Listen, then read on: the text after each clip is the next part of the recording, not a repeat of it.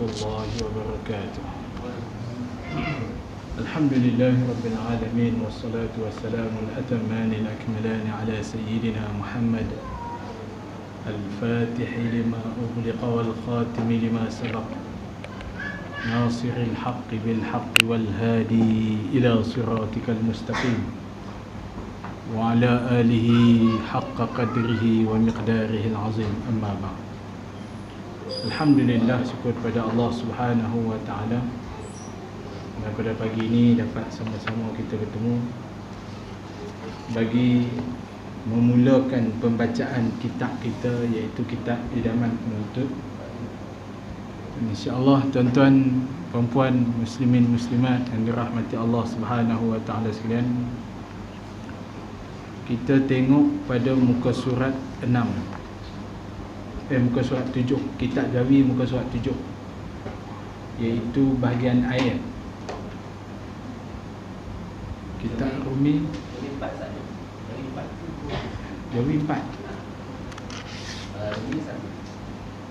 Oh, maksudnya kita baca kat mukadimah tu. Oh, tak habis lagi saya ingat habis. Belum masuk lagi, ya Allah.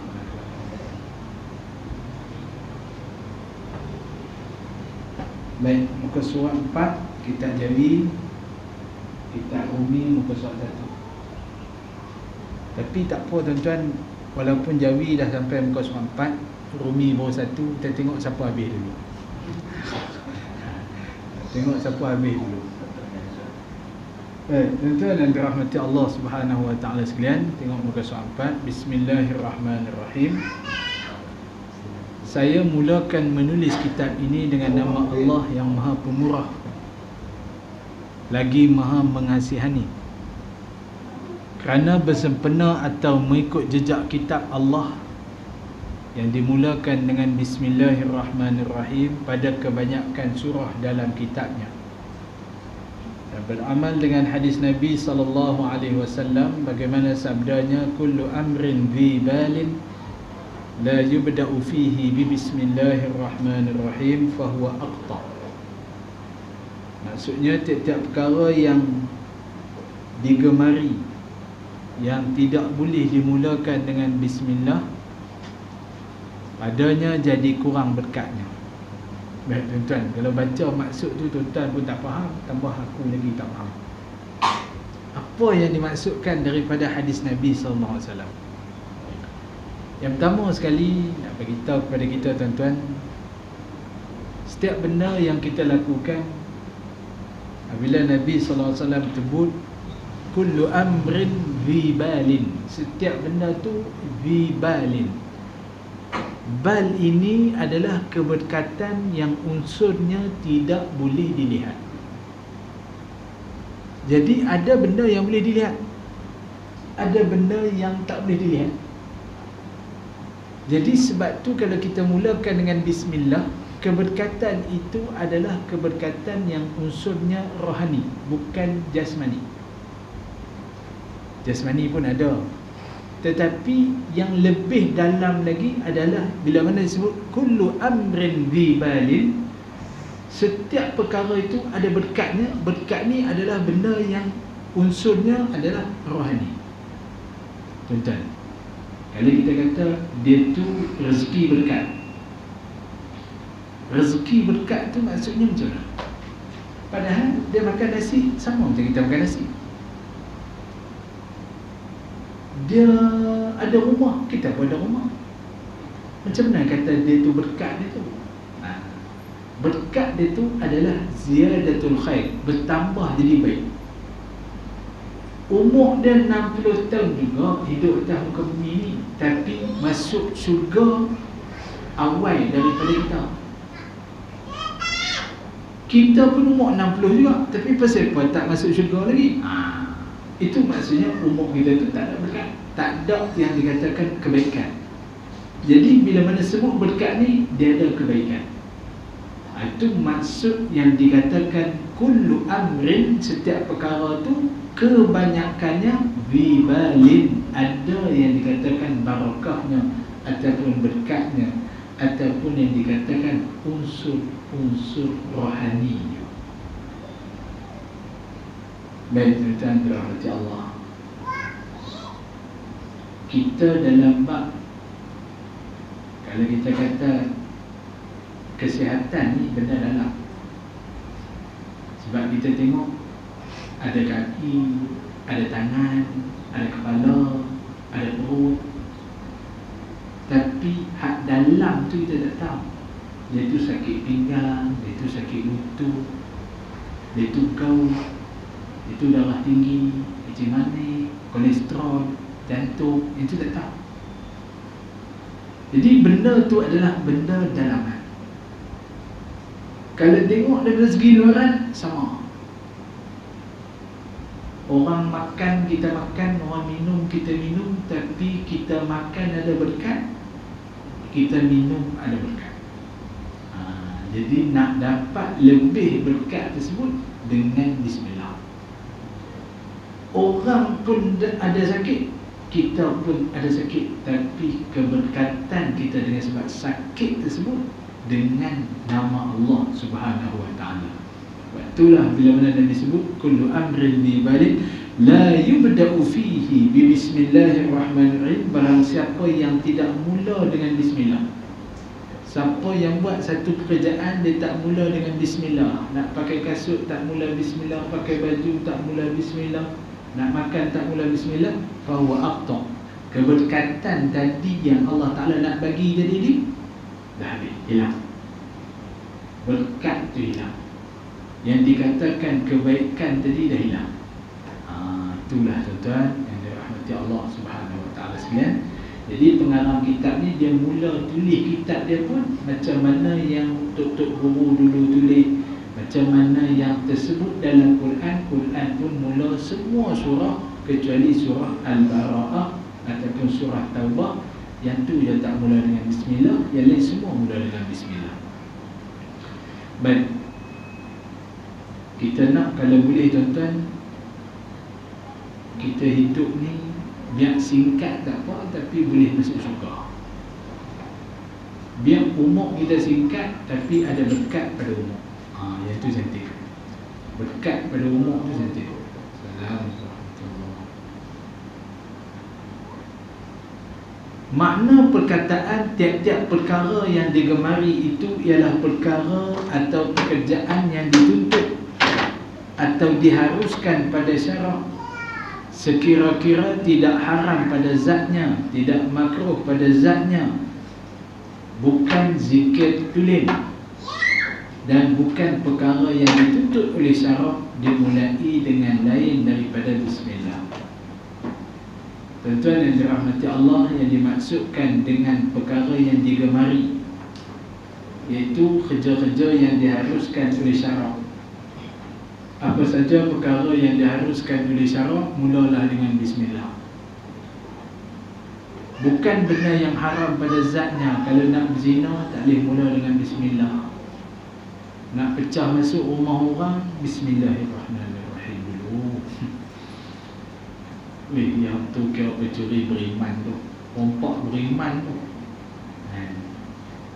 Ada je orang yang masuk rumah orang, dia merompak dan dia mencuri, dia masuk pecah masuk rumah orang, dia ambil yang tak ingat zakat je. Yang tu kan Ustaz. Ada satu cerita, kisahnya berlaku zaman khalifah dulu. Bila mana berlaku zaman tu, jadi masuk rompak rumah orang, dia nak ambil yang orang tu tak ingat zakat je.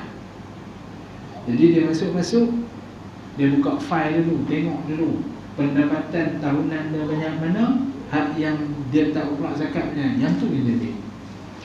Tiba-tiba esok pagi kena tangkap. Bila kena tangkap, tuan rumah tu mengadu kepada hakim, dan bila mana dia mengadu kepada hakim, hakim pun bercara dia kata, aku bukan ambil semua barang ni, aku ambil mana yang dia tak ada zakat lah. Sebab aku ni nak tolong dia. Jadi hakim tu pun kira-kira betul. Betul maksudnya apa? Betul zakat dia banyak ni, selama setahun dia tak nak keluarkan. Jadi perompak tu masuk untuk ambil yang tak ada zakat. Jadi tuan-tuan, kalau tuan-tuan duit hilang tu, yang tu kira zakat lah senang. Yang orang curi duit tu kira yang tugas zakat lah. Zakat apa ustaz? Masuk pecah rumah, TV dia ambil, peti dia ambil, kira zakat itu. Tak senang cerita. Tapi lagi pencuri jenis zaman lalu tak ambil dah benda-benda tu. Ada pencuri yang lagi cantik tuan-tuan. Dia berkawan rapat dengan kita, sampai kita pun bagi kunci rumah pada satu. Kita balik raya kampung, dia pun buat kerja. Dia telefon kata, "Woi, rumah hang kena pecah masuk." Kena pecah masuk. Hang balik kampung seminggu, aku main-main tengok rumah hang kena pecah masuk. Dengar kena pecah masuk tu, bini dia sambak telefon. Dia kata, "Hang tolong pergi tengok Ustaz, dalam almari rumah tu ada satu bekas." Bekas tu, bekas tu dalam tu ada emas. Baru dia tahu. Kawan nak merompak curi, dia masuk beritahu, kata rumah kawan kena pecah. Dia kata, "Hang buka kotak tu, cuma hang tengok barang kemas kau ada lagi tak?" Dia kata, "Boleh Ustaz, saya pergi tengok." Dia pun masuk, buka almari tengok. Dia kata, "Hak atas tu kalau ada pun tak apa, tu Zulian, ambil yang bawah tengok ada dah." Dia habaq siap nak suruh kawan tu macam curi ya. Yang tu lah tuan-tuan dan rahmati Allah, berlaku dekat kawan saya. Harap sangat dekat kawan, habis barang kemas semua. Dia kalau orang habaq kat kita, report pecah rumah, kita kata jenis, dia kata, "Hang tolong tutup pintu elok sudah lah. Jangan duk habaq, jangan duk panik sangat. Esok lusa kembali ya." Tuan-tuan yang dirahmati Allah Subhanahu Wa Taala, sudah 9 kali habis satu rumah kawan tu angkut barang.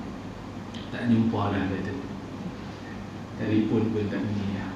Esoknya dia balik cek, tengok hak mas Julian ada, hak mas yang biasa, hak mas 916 tu hilang. Kemudian baru dia terfikir, dia kata kalau pencuri takkan dia nak curi mas yang betul. Dia tahu mana mas betul dengan mas Julian ni, mesti dia curi semua sekali. Baru dia terfikir, rupanya yang buat kerja ni kawan dia. Jadi tuan-tuan yang dirahmati Allah Subhanahu Wa Taala sekalian, nak buat kerja jahat tak boleh mula bismillah. Begitu juga kerja makruh. Ada orang yang isap rokok, cucuk bismillah lah. Cucuk rokok bismillah, mana dia cucuk dulu. Tak ada. Begitu juga nak buat benda yang makruh, seperti mana nak duduk dalam jamban, nak masuk jamban tak apa baca bismillah, tapi nak berak, tak baca dah bismillah. Ataupun tekrah, zikir dulu Bismillahirrahmanirrahim. Jadi tuan-tuan, baik, maka perkara yang haram pada zatnya seperti zina haram dimulakan dengan bismillah. Tetapi perkara yang haram dengan sebab yang lain, seperti mengambil wuduk dengan air yang dirampas dari hak orang lain, sunat juga dimulakan dengan bismillah. Kerana haram itu dengan sebab yang lain, iaitu merampas. Ini satu contoh yang dia bagi. Kalau nak zina tak boleh bismillah. Tapi kalau dia mencuri duit orang, tiba-tiba dia nak pergi makan, kedai makan. Ni duit curi ni, nak makan dengan bismillah apa? Tak boleh bismillah. Tapi kalau dah dia mencuri, nak pergi makan di kedai, kena baca bismillah tak? Sebab nak makan. Bukan kira duit curi ke dah. Duit curi tu haram bab lain. Tapi dengan sebab dia nak makan, kena bismillah. Dia nak sembahyang, wajib. Sembahyang tetap wajib. Dia curi-curi, dia beli seluar. Seluar yang dia ada tu koyak. Kalau orang kata cari, koyak dengan sebab koyak tu beli seluar, pakai untuk tutup aurat nak sembahyang. Jadi dengan sebab tutup aurat tersebut, dengan duit yang dia curi, maka hukum dia tu hukum haram pada mencuri, tapi sembahyang wajib sembahyang. Itu beza. Dan perkara yang makruh pada zatnya seperti makan bawang putih mentah, makruh dimulakan dengan bismillah. Tuan-tuan, Nabi SAW memang dia akan elakkan makan bawang dalam bentuk mentah yang belum dimasak ataupun belum direbus. Sebab apa? Sebab bau dia. Kalau kita makan bolehlah, kita makan boleh, tapi jangan tujuan kita nak duk rapat dengan orang. Pagi tadi sembahyang subuh sebelah bangla. Maklum saja tuan-tuan, bau bawangnya tu Allahu Akbar. Sampai kita kena bawa pulang daripada poket minyak wangi bagi ke dia. Bagi ke dia tolong pakai dekat minyak wangi ni. Bau insya-Allah kita tak boleh nak tahan. Itu jenis kalau bau bangla. Sebab tu kita ni kalau bukan takat bawang putih ya tuan-tuan, kalau kita ni jenis badan yang berbau, eloknya kita ni pakai minyak wangi supaya jangan menyakiti orang yang ada di sebelah. Sebab dia merupakan satu benda yang makruh. Kalau jenis ketiak kita ni jenis ketiak berbau, kita ni cepat badan berpeluh dan berbau, eloknya pakailah minyak wangi. Jangan bagi orang lain terkesan dengan sebab kita. Tapi kalau kita ni okey je, tak ada masalah kan? Okey. Tapi kalau nak cari minyak wangi, cari yang dia punya orang kata apa, kekal lama. Cari yang ada jenama ni. Kalau beli yang sebotol RM10 tu, saat dia tuan-tuan, beli hak latih lagi. Cari sikit pun kekal sampai 2 hari. Contoh ada betul lah. Bukan dekat makan bawangnya. Bawang ni contoh daripada kitab-kitab dulu pun cerita benda tu. Tapi kita ni kena perbaharui benda tu. Kita kena kontemporarikan perkara tersebut. Kitab dulu cerita bawangnya, benda yang makruh kan. Sebenarnya bukan bawang saja. Kadang-kadang orang haisah kot daun tu. Dia isap kot daun tu, baju dia nak semayang, tapi kita tambah mayang dalam ikon. Allah Akbar. Kita nak bau tu pun jadi tengik lah. Itu sepasal. Kemudian pula hak jenis badan berbau, bukan kita nak kata dia bukan bersih dah, tapi dia tu bila berpeluh dia akan bau yang tak menyenangkan. Jadi eloknya kita buanglah perkara tersebut, kita hilangkan bauan-bauan tersebut. Jadi kalau makan bawang ni makruh. Bila makruh, boleh ke mula dengan bismillah? Nak makan kena baca bismillah, tapi kerana bawang tersebut menyebabkan jadi makruh, maka makruh juga baca bismillah. Baik. Tetapi makruh dengan sebab yang lain, seperti mengambil wuduk dengan air yang dipanaskan dengan cahaya matahari di dalam bijana yang berkarat, sunat dimulakan dengan bismillah.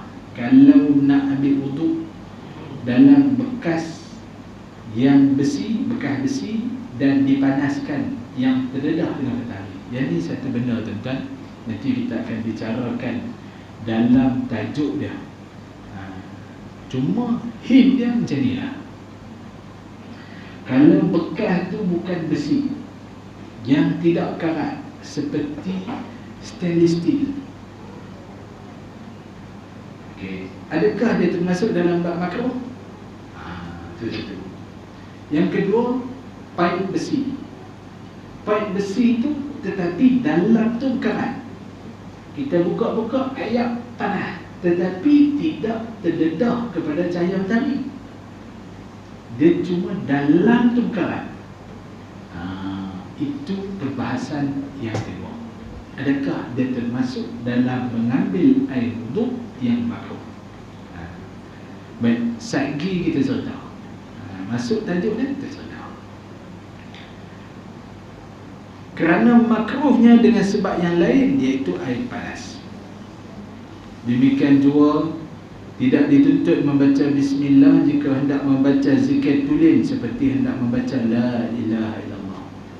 Kalau nak baca zikir seperti mana kita nak baca la ilaha illallah, subhanallah, ataupun selawat, ataupun Alhamdulillah ataupun Allahu Akbar, mana-mana zikir tak disunatkan kita membaca bismillah.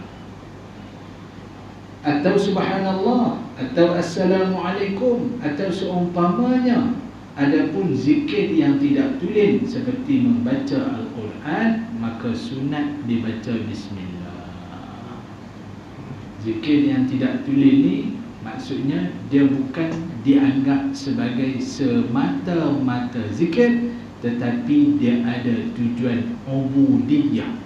Ubudiyah tu adalah tujuan untuk mendekatkan diri kita ataupun menjadi hamba kepada Allah Subhanahu Wa Taala. Sebab Quran tu adalah ibadah. Untuk ubudiyah, untuk mendekatkan diri kepada Allah Subhanahu Wa Taala, bukan dianggap sebagai zikir yang tulen. Dan lagi tidak dituntut membaca bismillah pada perkara yang dituntut pada syarak, dimulakan dengan yang lain daripada bismillah, seperti khutbah Jumaat, khutbah raya dan sebagainya. Mana-mana khutbah pun tidak disunatkan mula dengan bismillah. Khutbah biasa dimulakan dengan Alhamdulillah. Khutbah nikah mula dengan apa?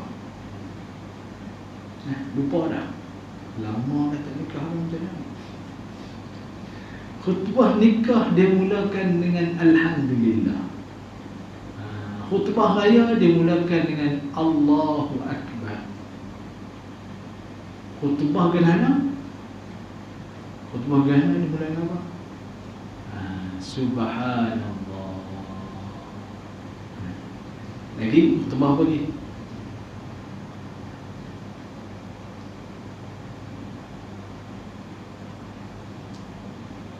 Ada yang mulakan khutbah gerhana dengan astaghfirullah, dengan istighfar pun ada. Baik. Jadi maksudnya tiap-tiap perkara yang digemari dan yang ada nilainya pada syarak itu ialah perkara yang lain daripada yang tersebut itu, seperti hendak makan, hendak minum, hendak baring, hendak tidur, hendak jalan, hendak menulis, hendak mengaji, hendak bersetubuh dan sebagainya, yang bukan dipandang rendah atau hina, seperti hendak berludah, hendak kentut, hendak berak atau sebagainya. Jadi benda yang dikatakan benda yang digemari itu yang ada nilai, pada syarak, seperti nak makan, nak minum, semua itu harus dimulakan dengan Bismillahirrahmanirrahim.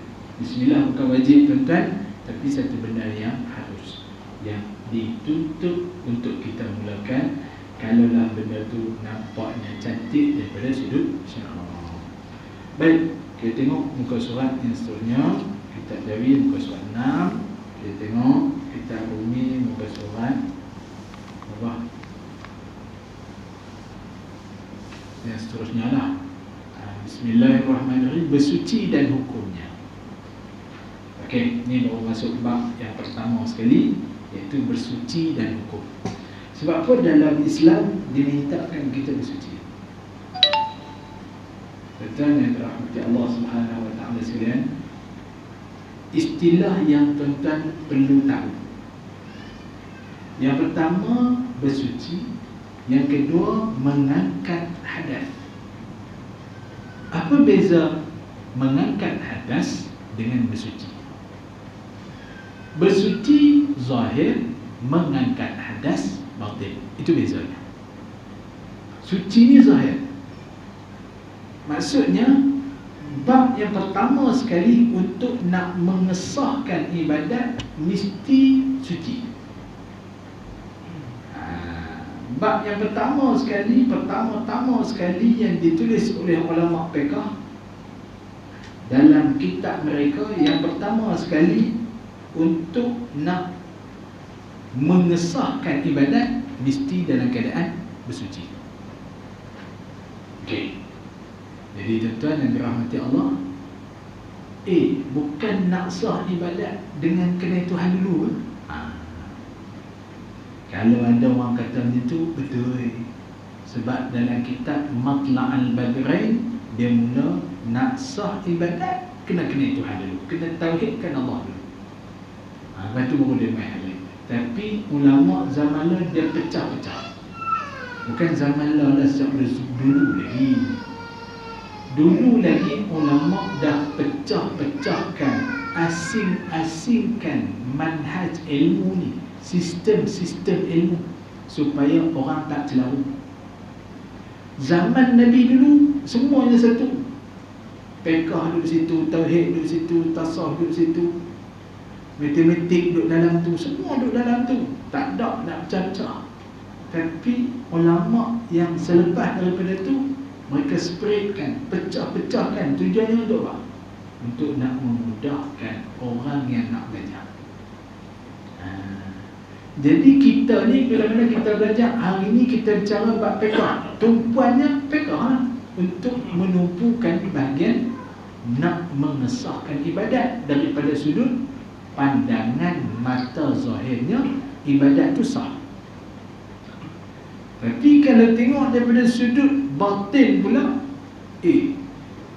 kalau orang tu ambil wuduk tapi dia tu kata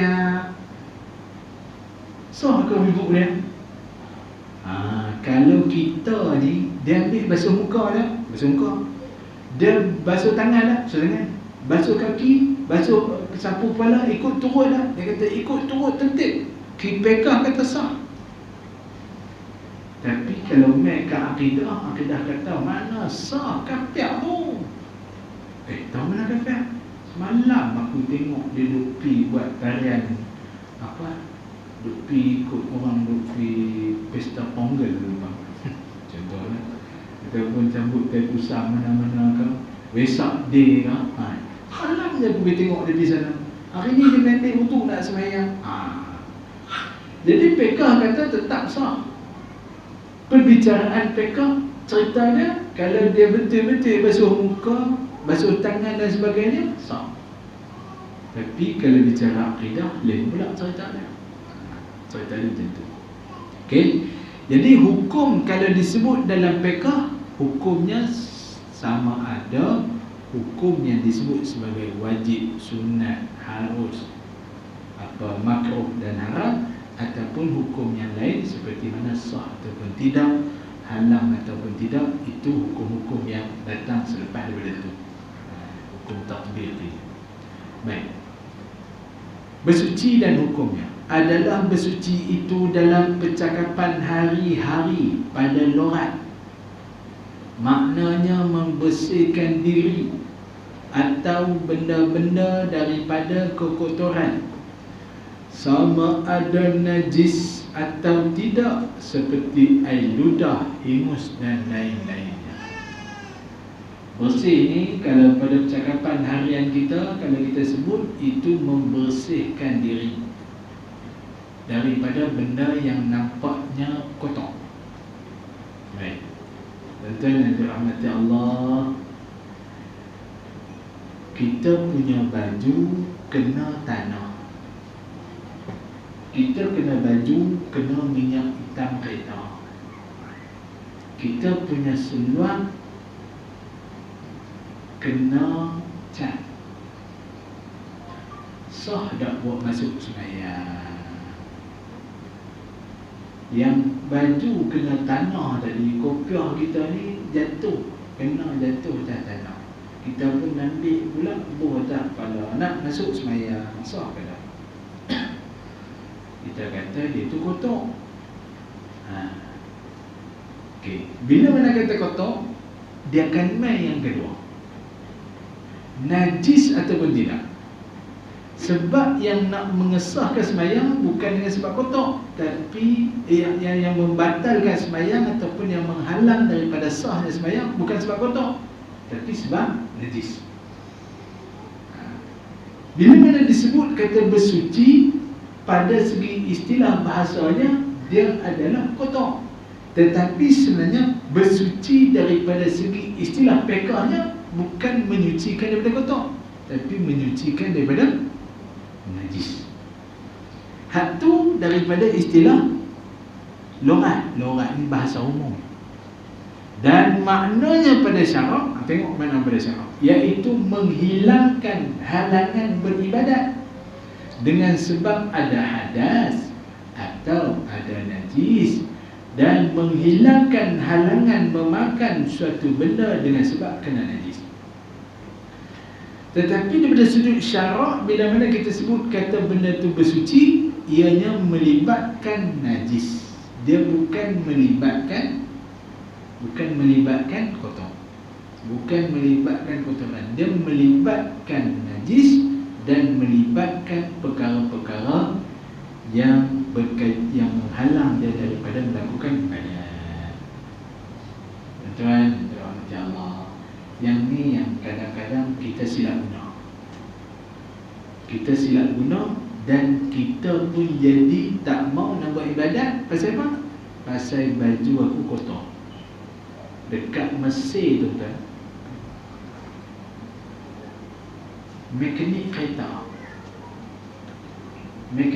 tuan-tuan, dia punya belemuih baju tu, tahu belemuih. Ajimat tahu belemuih ajimat. Belemuih apa dah? Belemuih. Tahu belemuih? Ha?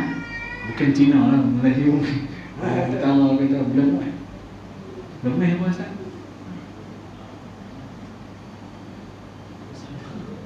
Baju dia kotak lah kita kata. Penuh dengan selut, penuh dengan minyak. Baju dia, jubah dia kena minyak kereta, kena tanah, kena apa? Kita kata belemuih kotak tahu kotak? Di Arab. Bukan di Arab. Ini cerita bahasa Melayu lah. Di Arab tu mekanik kereta. Di Arab dia second dia. Second. Cuma ada Tuhan akan pergi, cuma second dia tak boleh. Dia tak boleh pakai.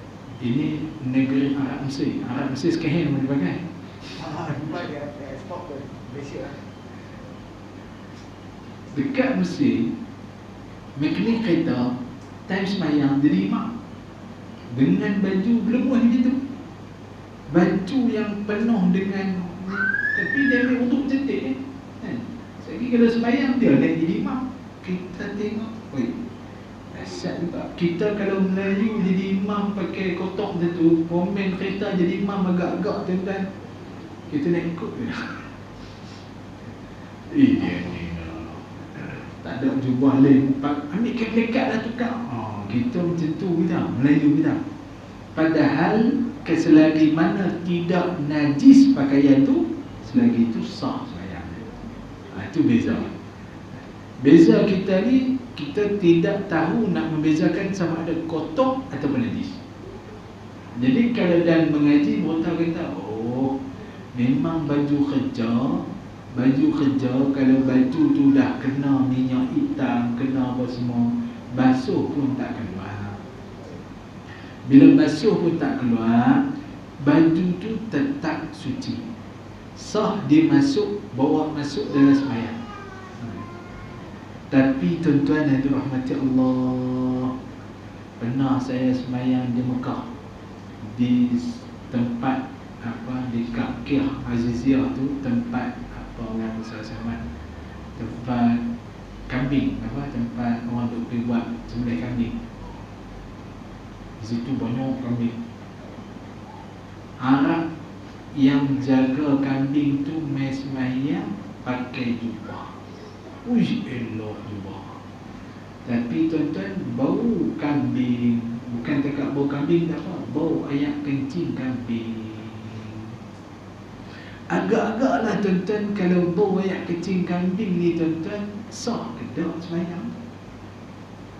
Padahal pakai jubah tu. Terima kasih.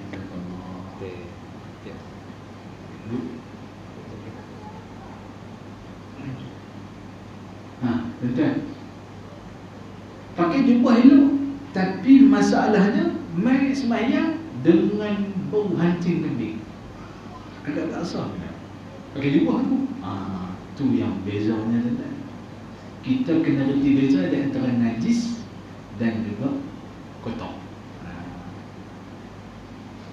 Searun tahu belemuih ada belemuih. Tahu lah. Jom tahu. Dia ingat tetap. Jadi itu istilah syarak. Kita hari ni nak mengaji macam mana nak bersuci, yang fiqh kata ibadat tak terhalang dengan sebab kita bersuci. Maksudnya kita mengesahkan sah ibadat kita. Baik. Alat untuk buat bersuci itu ialah air, tanah dan debu. Dulu masa kami mengaji dulu tentang yang dirahmati Allah, mengaji fiqh. Pesyarah tu mengaji dalam kelas di universiti. Memang kita ni pakai kasut kan. Masuk kelas bukan mengaji dalam surau, bukan mengaji dalam masjid. Mengaji dalam masjid tak apa, kita tak kasut di luar. Tapi kalau kita mengaji dalam universiti, dalam kelas dan sebagainya, kita masuk kasut.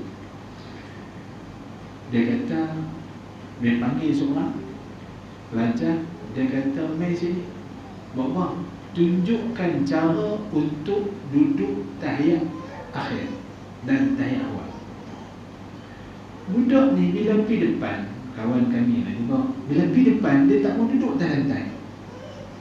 Dia tak mau duduk. Syekh kata, kenapa kau tak mau duduk? Duduklah, tunjuk cara. Dia kata, tak boleh, kotor. Lantai tu kotor, dia kata. Syekh tu pun marah. Kata kotor sebab apa pula? Yalah, kita keluar mata pakai kasut, pijak tanah apa semua. Dia pun beritahu, tanah tu alat untuk bersuci. Jadi kalau kamu pijak tank, contohlah, kamu pijak tank kecil, kemudian kamu pijak tanah, pijak tanah, pijak tanah, pijak tanah, habis kesan tahi tadi dengan sebab pijak tanah hilang dah. Hilang. Habis mana yang kata kasut kamu tu kotor, najis? Kalau dia tak mau duduk, dia tak berhati. Sebab orang Melayu kita ni nak duduk atas lantai, dalam kelas, dalam tempat orang duduk pijak, dia kata kotor. Lain kali Syekh tu dengan jubah-jubah pergi duduk lah tu, tunjuk macam mana nak duduk. Dia kata, tengok aku buat dalam salah pun, nampaknya orang Melayu rigid sangat. Itu cerita dia. Tuan-tuan yang dirahmati Allah Subhanahu Wa Taala sekalian, alat bersuci yang pertama air. Kalau tak ada air, tanah. Kalau tak ada, batu. Lagi debu. Maka dengan limpah kemurahan Allah Subhanahu Wa Taala terhadap hamba-Nya, telah menjadikan air itu lebih banyak dengan tiada berkendak kepada proses pada mendapatkannya.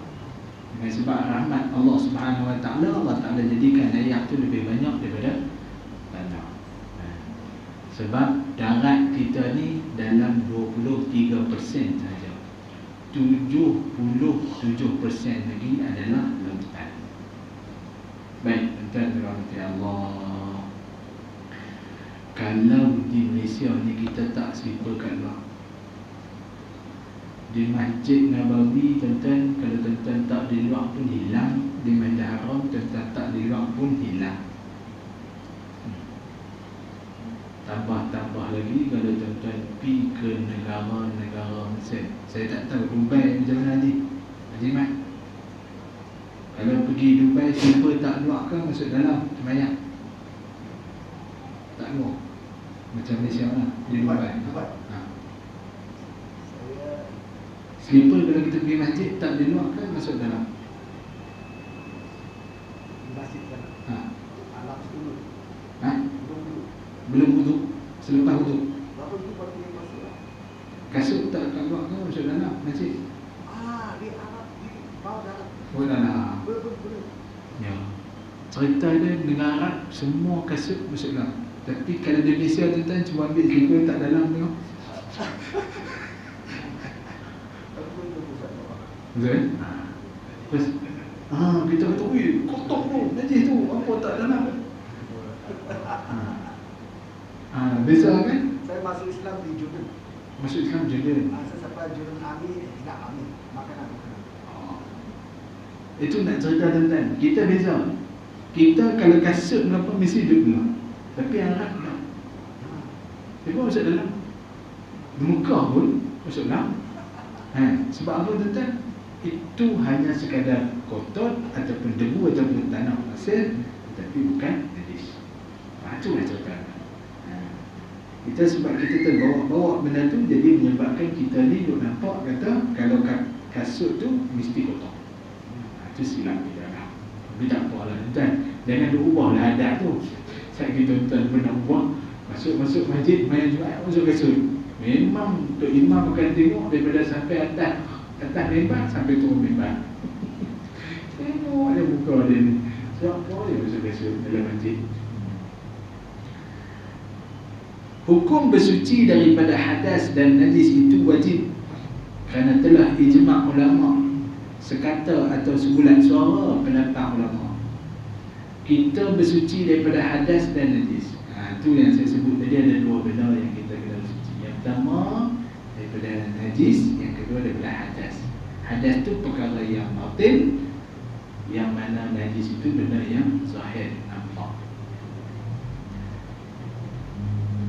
Sebagaimana mereka telah ijma' mensyaratkan bersuci daripada hadas dan najis itu dengan air. Tuan yang dirahmati Allah Subhanahu wa ta'ala sekalian, suci daripada hadas ini tuan-tuan, dia adalah beberapa perlakuan dengan mesti dimulakan dengan niat. Tapi kalau suci daripada najis, beberapa perlakuan yang mana perkara itu tak ada niat pun tak apa. Contohnya, kita nak basuh kasut yang terkena tahi ayam. Nak basuh kasut kena tahi ayam, perlu ada niat tak kata nak suci? Tak perlu. Basuh je lah, ambil air, basuh. Tapi kalau nak bersuci pada hadas, beberapa perlakuan yang mesti dimulakan dengan niat. Hadas, hadas kecil, hadas besar. Hadas kecil kita angkat dengan berwudu. Hadas besar kita angkat dengan mandi. Sebab kalau tak wudu ataupun tak mandi, perkara tersebut menghalang kita daripada melakukan ibadat. Menghalang kita daripada melakukan ibadat. Tuan-tuan nak basuh baju dalam mesin basuh. Tuan-tuan buh baju dalam mesin basuh, tuan-tuan basuh. Tuan-tuan niat tak? Sahaja aku nak basuh baju kerana Allah Ta'ala. Buh sabun dan sebagainya, tak niat kan? Tapi kalau niat agak-agak cantik tak? Yang ni kira hebat lah. Basuh baju pun dia pun niat, basuh pinggan pun dia niat. Sahaja aku basuh pinggan untuk menyucikan pinggan ni, memudahkan aku melakukan ibadat kerana Allah Ta'ala. Panjang, satu-satu pinggan, satu tercawan dengan niat kerajaan. Tapi boleh tak? Boleh, tak ada masalah. Tapi kalau yang daripada hadas, wajib disertakan dengan niat. Tak ada niat, tak sah. Wudu dan juga mandi janabah ataupun dikatakan mandi mengangkat hadas besar ataupun mandi yang mewajibkan mandi, itu mesti dengan niat. Kalau tak ada niat, tak sah. Tapi kalau saja mandi, contohnya kita mandi pagi, tak ada niat apa pun. Sebab tu orang kata, hang ni mandi dengan niat ke mandi tak ada niat? Mandi saja-saja mandi. Tiba-tiba pagi tu, pagi raya tiba-tiba. Sebab raya pun tiba-tiba. Weh, hari ni raya lah. Raya. Aku mandi tadi. Mandi tu yang kita mandi awal pagi tadi, tanpa ada niat pun, dia ingat mandi pagi biasa saja. Tuan-tuan, agak-agak dapat pahala mandi sunat raya. Dia saja mandi. Sebab benda tu sunat, bukan wajib. Okey, tuan-tuan yang dirahmati Allah, benda yang sunat, kalau dimasukkan niat, dia telah membezakan di antara ibadat dan adat. Dan kena tahu, Sebab dimasukkan niat ini tujuannya untuk membezakan ibadat dengan adat. Adatnya tuan-tuan mandi pagi-pagi, adat. Tak ada apa pun, mandi, nak pergi kerja, mandi, nak keluar rumah, mandi. Kebiasaannya. Bila sebut adat ni, kebiasaannya. Tapi kalau tuan-tuan masukkan niat, maka dia jadi ibadat. Jadi tuan-tuan, basuh baju tu kebiasaan. Tapi kalau tuan-tuan niat kerana nak menyucikan baju ni daripada kotoran dan membolehkan aku untuk solat, dah dia jadi ibadat. Tak tahu pun, nak cerita. Sebab niat itu membezakan di antara adat dan juga ibadat. Adat kebiasaan, ibadat untuk mendekatkan diri dengan Allah Subhanahu Wa Taala. Itu bezanya tuan-tuan. Tapi benda yang wajib disertakan dengan niat. Benda-benda yang lain daripada itu sunat terpulang. Lillahi ta'ala je. Basuh pinggan lillahi ta'ala, confirm jadi ibadat. Tapi basuh, saja-saja basuh, tak jadi ibadat. Tuan-tuan, kalau buat macam tu kita kena niat belaka kan? Niat belaka pun cantik. Tapi kalau dah kita buat itu ikhlas kerana Allah Ta'ala, sebagai satu tanggungjawab kita, maka dia dah jadi pahala lain pula. Dia jadi pahala menjalankan tanggungjawab, pahala menjalankan amanah dan sebagainya. Tuan-tuan, nak bicara bab pahala ni cukup banyak tuan-tuan. Tuan-tuan main mengaji begini ni, kalau niat lillahi ta'ala dapat pahala ibadat. Tapi kalau niat pasal apa? Pasal malu kat Ustaz Harun lah. Janji dah dalam WhatsApp kata nak main, tengok-tengok tak main, malu kat dia. Main bila? Main bila tu yang jadi tak jadi ibadat. Jadi nak buat macam mana tuan-tuan? Sebab tu kena ada ikhlas. Kita cerita bab nak bersuci, kita pergi cerita bab niat kepada siapa? Tak masuk lagi pun. Baik. Ayat yang sah dibuat bersuci. Ayat apa yang sah buat bersuci? Yang pertama, ayat yang sah dibuat bersuci itu umum.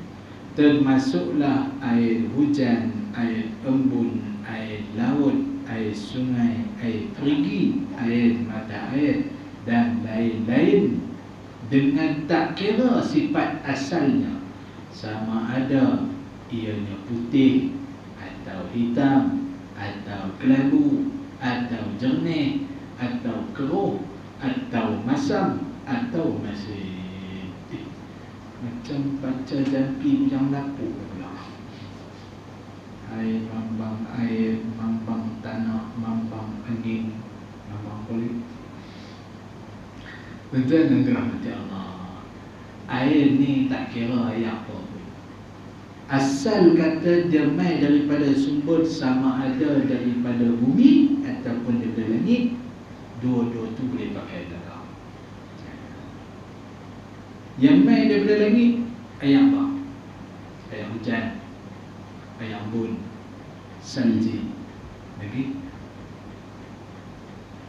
air apa lagi mai daripada langit? Air mata tak?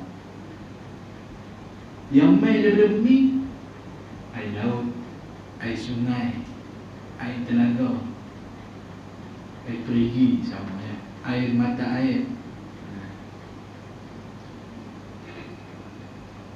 air apa lagi yang main pada bumi. Main pada bumi ni banyak. Air terjun tu termasuk sekali lah, semua sekali. Walaupun dia tu air warna merah, sungai tu warna merah. Tuan-tuan pernah naik Gunung Jerai? Gunung Jerai tu kalau tuan naik, sebelum sampai ke puncak tu, dia ada belah kanan tu, dia ada taman rimba. Di situ ada kolam. Gunung Jerai ni di Kedah. Di situ ada kolam. Kolam tu air dia warna agak kayu, kemerah-merahan. sungai yang turun tu pun, sungai tu pun warna merah. Ayak akak air. Jadi ayak tu walaupun warna merah, dia tetap boleh digunakan untuk bersuci. Ayak yang keruh seperti mana air banjir, air sungai lepas pada hujan, keruh, boleh tak guna untuk bersuci? Boleh. Kalau buat teh-o, tak perlu pakai teh banyak. Teh-o tak. Kalau buat teh tarik, tak perlu pakai teh banyak dah, sebab dia dah keruh. Cuma tambah susu dia boleh sedap manis sikit. Begitu juga air yang mengalir tetapi warnanya hitam, boleh, tak salah. Air masin, air kelabu, apa saja warna tak kisah. Yang penting semua tu dianggap sebagai air yang sah dibuat bersuci. Baik, bahagian air. Ada soalan tak? Kalau air tu bertakung lama dan merubah rasanya, boleh tak dia buat bersuci? Air kolah 2 tahun PKP tuan-tuan tak pernah salin air kolah. Sebelum ni, sebelum PKP duk salin juga, seminggu sekali, sebulan sekali. Tapi bila mana main PKP, masjid pun tak pergi, kolah pun tak ada siapa pergi celup ambil. Air tu dah lama terendam situ, bau pun bau dah jadi berubah dah. Ni apa dah? Boleh tak nak buat bau? Ni saya tanya tuan-tuan ahli fiqh sekalian ataupun ahli nujum sekalian, cuba try tengok. Boleh ke tak? Macam mana dia? Boleh? Menurut saya boleh. Boleh? Tu kira kalau mengaji boleh buat pula fatwa tu kira hebat. Kira berani dah buat pula hukum tu, kira betul dia tu. Boleh? Boleh. Pasal apa? Pasal apa boleh? Sebab dia yang pertama sekali, dia melebihi 2 kolah sukatan yang dikendaki. Yang kedua, yakin tidak ada najis. Kalau ada najis, memang nampak bangkai tikus ke apa ke yang ada dalam tu, confirm kita tak boleh nak guna. Tapi bagaimana tidak ada najis, boleh. Tetapi kalau perkara tu air yang mengalir, seperti mana sungai, bangkai gajah ada di atas. Gajah besar sangat, kita ambil yang najis lah, bangkai babi. Bangkai babi itu ada di atas, tapi air itu mengalir. Agak-agak tuan-tuan boleh tak? Boleh. Boleh. Kalau bangkai gajah, Dia praktikal dia fikir pula kan. Yang saya baca lah, setiap benda yang mengalir tak ada masalah. ya betul. Setiap benda yang mengalir, okey, semua lulus. Walaupun bangkai gajah sekalipun, bangkai babi sekalipun, najis muhallasah tu berat, tetap sama. Bangkai gajah, bangkai babi, kalau benda tu mengalir, so far okey. Okey, boleh bakar, boleh nak bersuci. Tapi kalaulah contoh ujian klinikal mengatakan ada kencing tikus, kan? Sungai-sungai yang orang pergi mandi, tengok-tengok terkena kencing tikus, balik demam dan sebagainya. Maka perkara tu kalau kita tahu kata di situ secara klinikalnya, yang ni ilmu yang lebih lagi, kalau benda tu tidak wajar digunakan, maka eloknya jangan digunakan. Betul tak? Sebab dia bakal memberi mudarat kepada kita. Walaupun pada fiqh hanya kata benda tu lulus, boleh, tak salah. Tapi kalau dibawa masuk dalam lab tu, dia ayak ni racun lah. Walaupun dia mengalir, beracun ni tak boleh pakai. Kena kencing tikus, kena kencing gajah, kena kencing gajah, kena bangkai dan sebagainya, tak boleh. Okey, kalau secara diuji secara klinikalnya memang dia tu menyebabkan kata memudaratkan, maka kita kena tinggalkan walaupun dia mengalir sekalipun. Kecuali tuan-tuan air yang azbun furat, bukan azbun furat, milhun ujaj. Milhun ujaj ni adalah air masin yang merawat. Ni Allah Ta'ala sebut dalam Quran. Wa bainahuma barzakhun, di antara dua air ni, air masin dan air tawar, yang akan merawat adalah air masin. Air masin ni tuan-tuan, masuklah bangkai apa pun dalam air masin, dia akan prosesnya merawat dan merawat. Sebab tu sampah ke apa pun masuk saja dalam laut, dia akan merawat. Bila mana air pasang, dia akan tolak yang baik-baik, akan masuk ke dalam sungai dan muara. Ni Allah Ta'ala punya sistem, tuan-tuan. Kemudian yang kedua, air yang terserap di dalam bumi dan ditapis oleh tanah, batu dan sebagainya, maka naiklah air tersebut ke puncak bukit. Itu dinamakan sebagai air mata air. Yang tu pun hebat sistem Allah. Kalau nak ikutnya tuan-tuan, tuan-tuan tiap hari berak, tuan-tuan tiap hari kencing, di mana air tu? Bukankah dah jadi najis, dah berputang dengan Allah? Tak boleh lagi tuan-tuan. Bukankah benda tu berputar dan berpusing dalam kitaran najis semua? Betul. Tapi yang mana yang merawat? Mana air yang nak merawat najis tersebut? Tak lain tak bukan lautlah tempat proses merawat segala najis. Tuan, kita tak nak fikir pun semua ni, tak nak fikir pun. Tapi yang merawat segala najis adalah air laut. Allah Ta'ala buat sistem.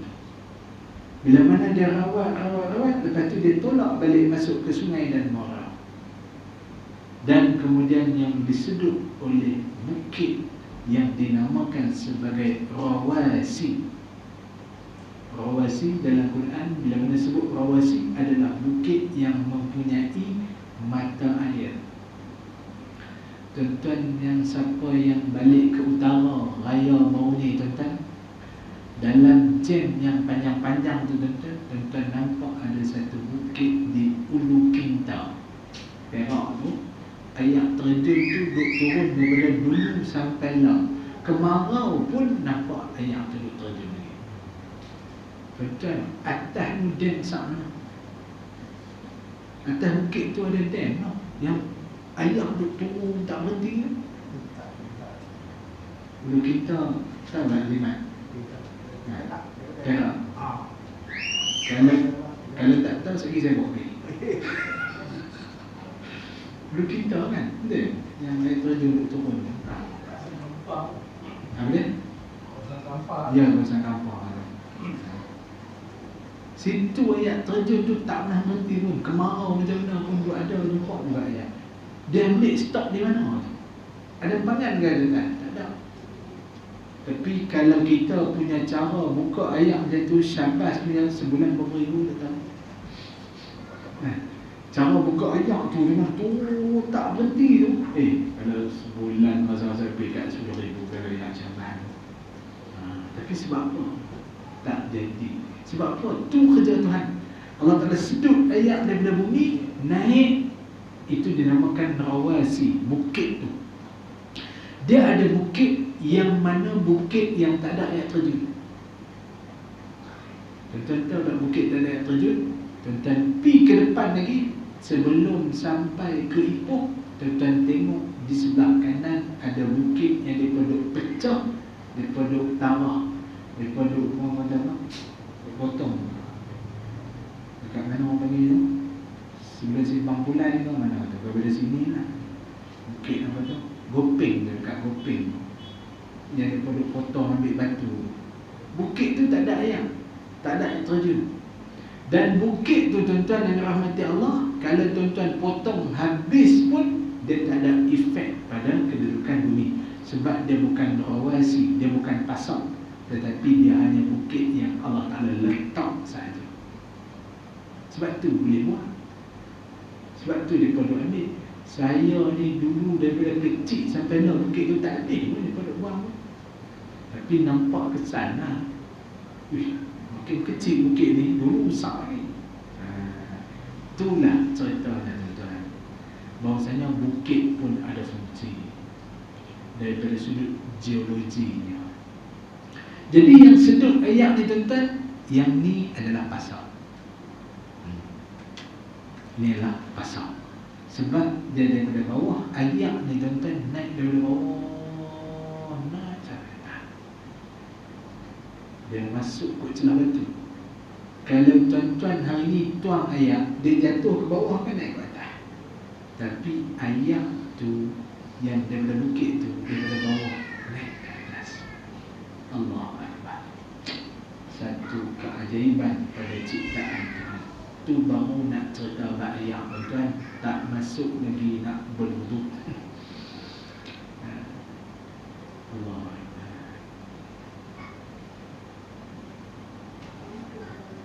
Bahagian air. Boleh? Ada soalan tak?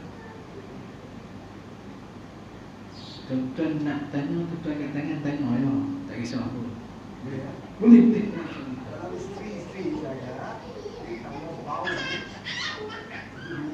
atap, apalah kencing dia. Oh, Ada yang pertama bau sekali, atap. atas semua dia tak mau. Adi tukar pakai perfume tu. Pakai perfume. Pakai Hugo Boss ke dan Hill ke try tu. Kalau dia song, yang tu maksudnya kerana dia tu orang muda. Kalau jenis atas ni orang tua. Oh, bapak. Faham? Masih muda lah. Bini muda. Bini banyak apa? 3? 2-3 semua. Jadi cerita dia daripada atas tukar pakai perfume yang wangi sikit. Mesti dia mau peluk punya. Oh, betul. Betul. Sebab cerita dia berkaitan dengan adakah atas ni ada kaitan dengan jin ataupun tidak? Tidak. Itu pada pandangan asasnya. Kecualilah minyak atas itu dibacakan, diruqyahkan dan sebagainya, itu lain cerita. Okey? Tapi pada asalnya tidak ada kaitan. Berwangi-wangian itu adalah satu benda yang sunnah. Tukar minyak wangi tengok, nak tengok macam mana? Itu anak saya kawan di baik, itu pergi minyak. Ya. Misalnya datang di kata saya. Boleh pakai. Pakai beli balik, itu kakak kayu baru lah. Dan minyak kuat lah. Ya. Kalau ada lebih bagi saya tu. Baik. Masih ya? Ya, sama. Bahagian air. Ada lagi soalan? Kita ada lagi. Kita 15 minit, 10 minit lagi. Bahagian air. Air itu pula terbahagi kepada 4 bahagian. Yang pertama, air suci pada dirinya dan menyucikan benda yang lain. Dengan tiada makruh menggunakannya, iaitu disebut air mutlak, yakni tidak terikat dengan sebutan yang mesti. Air yang suci itu yang disebut sebagai air mutlak, yang pada zatnya dia itu suci dan menyucikan pada perkara yang lain.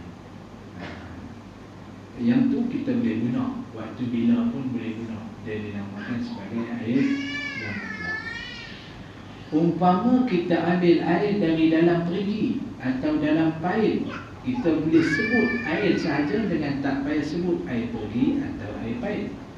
Kerana air itu tidak terikat dengan perkataan pergi atau pahit. Orang terus faham itu ayam saja.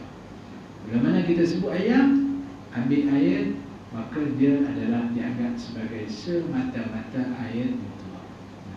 Walaupun dia kena berapa mutlak pada pergi, yang ni huraian daripada pengarang kitab ni. Ceritanya tuan-tuan, ayat yang sumbernya daripada sama ada sumbernya daripada langit ataupun bumi boleh pakai belakang. Asal sumbernya air yang main dalam botol, dia buat di Jepun dia ada buat air suling. Suling ni tuan-tuan, dia ambil air yang datang daripada sampah tu, ayak tu dia buat proses suling. Last sekali sampai ayak tu jadi bersih, boleh minum. Tuan-tuan, kalau tuan-tuan tengok sumber asalnya sampah, agak-agak tuan-tuan nak minum ke tak? Saya tanya. Dia ambil daripada sampah semua yang dihimpun tu, dia buat satu proses, press dan sebagainya, keluar ayam tu dia buat proses suling berapa kali cuci tu, sehingga kan diuji dalam makmal dan sebagainya, dia tu dah zero bakteria, memang dah tak ada masuk, kosong. Agak-agak tuan-tuan nak minum bila dia pun ambil minum. Allah Akbar. Kalau cerita macam tu, lalu ke tak nak minum tu tahu. Tapi sumber asalnya juga berpunca daripada mana? Sama ada berpunca daripada tanah ataupun berpunca daripada langit. Sumber asalnya. Tu kalau nak buat wuduk tu boleh tak? Setakat law ni tuan-tuan, tak ada lagi fatwa yang menceritakan benda tu.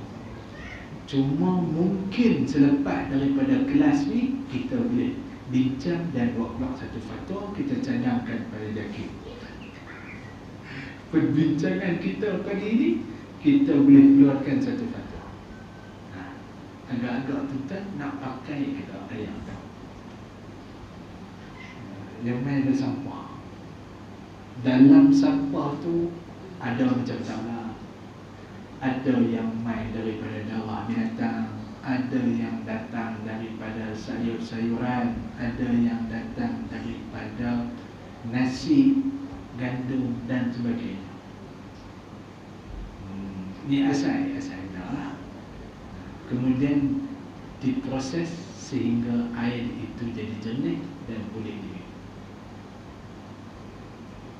Boleh tak dianggap itu sebagai air mutlak? Soalannya yang tu, boleh tak dianggap sebagai air mutlak? Allahu Akbar. Macam mana? Tuan-tuan, siapa nak bagi cadangan? Saya pengurusi ahli jawatan kuasa je. Tuan-tuan panel. Macam mana nanti? Boleh. Macam mana Ustaz? Boleh? Sebab boleh minum. Kerja. Tak apa. Saya pun tak boleh nak buat keputusan lagi. Sebab yang ahli yang lain tak bercakap lagi. Macam air syabat tu je. Ya. Air sungai tu bersih pun. Tak bersih. Memang ada proses tu. Dia masukkan kalori dan sebagainya. Tapi kalau air yang masuk kalori, minum bahaya kan? Minum air yang berkalori.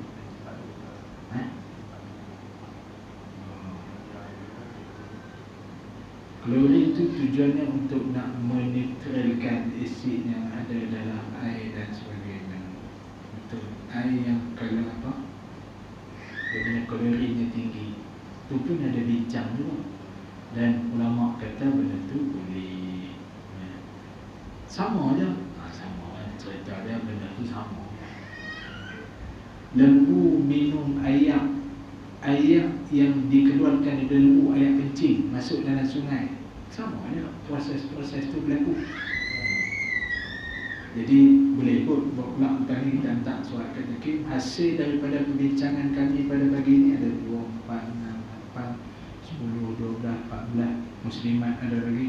Kami memutuskan bahawasanya air itu dinamakan air mutlak. Baik, tuan-tuan dan rahmati Allah. Bersalahan air kopi, air kelapa, air mawar dan lain-lain. Jika tidak disebut kopi atau kelapa atau mawar, nescaya tak faham dan tak pergi fikiran kita kepada kopi dan sebagainya. Air ini air kopi, air kelapa atau air tebu dan sebagainya, tidak termasuk di dalam golongan air yang mutlak, bahkan termasuk ke dalam golongan air yang suci pada dirinya, tidak menyucikan benda yang lain. Beza dengan ayat yang mana dia ni mutlak juga, tetapi dia tidak menyucikan. Air ni bersih juga, bukan tak bersih, tapi cuma tidak menyucikan pada yang lain. Seperti mana air kopi, air kelapa, air mawar, air nera. Nera ke tu? Yang boleh bukan nera.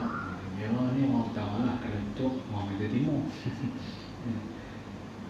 Jadi ayat nera ni tuan-tuan dan dirahmati Allah. Tuan-tuan tahu dia ada 2 jenis, nera kelapa dengan nera nipah.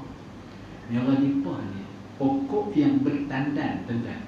Kalau tuan-tuan nak ambil nera, tuan-tuan kena tengok pokok yang bertandan. Tandan ni dia ada ni, macam ni lah batang dia ni.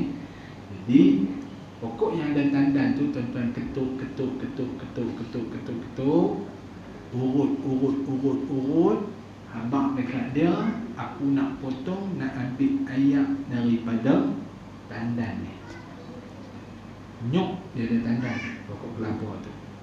Jadi kita buang yang kepala, kita tadah masuk botol, balut elok-elok, simpan, tahap biar dia melengkung turun macam tu, ikat elok-elok supaya jangan dia terangkat, dan dia akan keluarkan yang disebut sebagai nera ataupun tuak.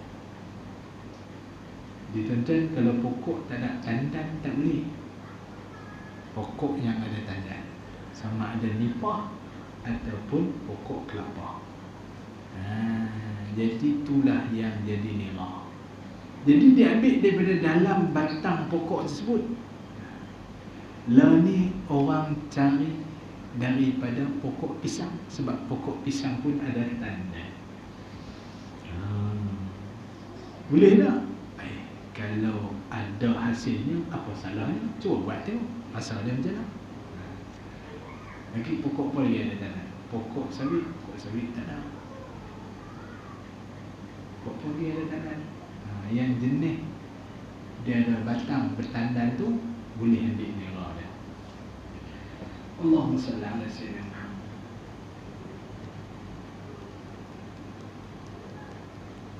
Pokok kelapa laut ada tandan. Kelapa laut Afrika. Baik. Semua air itu namanya air yang mutlak suci, tetapi tidak boleh menyucikan. Tak boleh menyucikan maksudnya perkara itu tidak boleh digunakan untuk membuang najis. Jam dah bunyi dah, kucing dah bunyi dah, tuan-tuan. Tanda kelas dah nak habis. Macam ni kampung-kampung kan, air perigi kan, Air perigi. banyak orang pakai lah. Tapi dari segi pembuangan najis kan, ada tanda-tanda yang Tanda kampung lah. Jadi kita tahu bila orang pergi tu keliling ada rumah ke tandas. Sebenarnya air dan dalam tanah tu dia akan mengalir juga ke gigit. Betul. Macam mana dia Air yang melalui tanah ataupun dalam tanah dia akan serap masuk ke perigi, itu sah sebab dia melalui proses yang alami. Bukan kita yang tuampi, tapi proses alami ni maksudnya bila mana air tu serap ke dalam tanah, dia akan pergi ke perigi. Itu prosesnya namanya proses alami, proses alam. Jadi maksudnya air itu boleh digunakan. Walaupun nampak ada kuning-kuning air dia, tak masalah, boleh pakai, boleh minum dan sebagainya kalau lalu minum. Macam tu juga proses alami apabila kita ambil tahi babi bubuh dekat buat baja pokok. Prosesnya tu akak yang ambil hasil daripada najis tersebut. Jadi proses tu dinamakan proses alam. Alam ni maksudnya bukan kita yang ambil lomok di perdu dia ke, lomok di buah dia ke, bukan. Tapi dia ambil daripada penyerapan baja tersebut, maka itu sah dan boleh digunakan. Okey. Dia tak jadi najis benda tu. Kalau kita buat sambungan paip daripada jampan masuk ke telaga, itu memang betul tak boleh. Sambungan paip macam tangki septik, kan? Tangki septik tu walaupun lama kelamaan najis tu akan medak ke bawah, air akan duduk di atas. Tapi bila mana benda tu air duduk di atas, boleh kot? Tak boleh, sebab kita buat sambungan. Tetapi kalau datangnya banjir, tangki septik penuh, banjir tu siapa yang buat? Proses dia alam, alami lah kita kata. Lepas tu kita nak ambil air sembahyang, pakai air banjir, agak-agak jantan boleh tak? Tak duduk lalu buat tak? Tepi tangki septik kita, nak ambil air sembahyang, banjir lah penuh. Bukan ambil dalam tangki tu, tepi tu, boleh tak? Benda yang alami boleh. Bila mana bukan kita yang memproses, benda itu dijadi dengan sebab berlakunya proses alam. Macam tu juga air tanah. Air tanah memang kita buka paip keruh, itu boleh. Tetapi kalau kita yang memasukkan ke dalamnya tanah, yang tu ada perbicaraan. Kalau kita yang tanah tak jadi keruh, yang tu ada perbicaraan. Seperti mana air tapis di rumah kita. Air tapis di rumah tu kita buat penapis yang pertama, kedua, dan tapisan yang halus juga yang kita masukkan adalah tulang babi, contoh. Okey, kita bubuh dalam air penapis tu tulang babi, najis ke tidak? Ataupun tak pakai tulang babi, pakai tulang lembu, tapi tak sembelih ke tidak? Kalau proses tu alami, maksudnya lembu mati situ, lalu atas lembu, lalu atas babi, ayam tu lalu, tak ada masalah. Tapi ni dalam filter tu kita bubuh, bukan alami, kita yang buat. Jadi maksudnya disitulah yang ulama hukumkan kata haram apabila dan air itu lalu dan jadi najis. Faham tak? Filter tu, filter air kat rumah kalau dia letakkan tulang, tapi selalunya dia tak pakai lah tulang. Dia pakai apa? Batu, kerikil, pasir dan sebagainya. Dia letak susunan. Sebenarnya itulah proses lapisan 7 lapis bumi itu. Tujuannya air daripada atas ni dia akan masuk dalam proses tu, dia akan naik sebagai air mata air. Yang naik atas gunung semua tu turun oleh proses itu, ditapis oleh pasir, oleh tanah, oleh batu dan sebagainya, baru naik. Itulah ayat yang berfilter, yang ada filter, ada lapis. Tapi kalau kita sendiri buat, pakai benda yang najis, tak boleh. Tapi kalau dia melalui sendiri benda yang najis, tak ada masalah. Wallahu a'lam.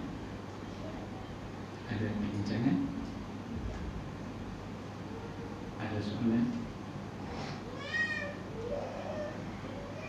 InsyaAllah nanti kita akan sambung pada bulan depan berkenaan dengan al-wudu, iaitu air yang suci pada dirinya dan menyucikan benda lain, tapi makruh digunakan. Wallahu a'lam. Kenapa jadi? Kaki. Ada sikit. Nanti kita sembang. Nanti kita sembang. Saya ada bawa pipe, diabetes pipe. Good. Wallahu a'lam. أعوذ بالله من الشيطان الرجيم. بسم الله الرحمن الرحيم. اللهم فقهنا في الدين وسدد الدين واهدنا صراطك المستقيم صراط الذين أنعمت